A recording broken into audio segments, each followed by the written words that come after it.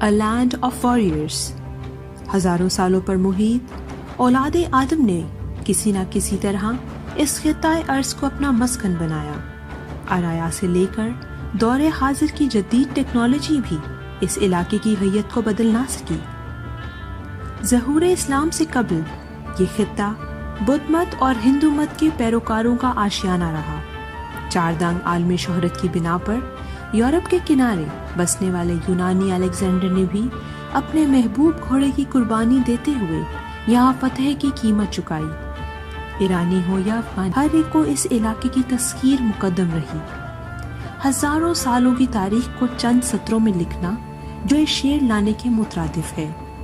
قطر اراضی البیرونی ہو یا رانجھا کا بالانات، کھیوڑا کا نمک ہو یا ٹلہ کا کوئلہ، الیگزینڈر کا اسٹوپا ہو یا مقبرہ خیر النساء، قلعے کی دیو ہیکل دیواریں ہوں یا روہتاس ریزورٹ کا نظارہ، ماتا صاحب کور کی جنم بھومی ہو یا دیو جی نانک کا چوا صاحب، لہری نیشنل پارک ہو یا غوری کا مقبرہ، سلیمان پارس ہو یا جلال پور کے حیدر بادشاہ، یہاں فقط بادشاہ نے اپنا نام اور فقیر نے اپنا نشان چھوڑا.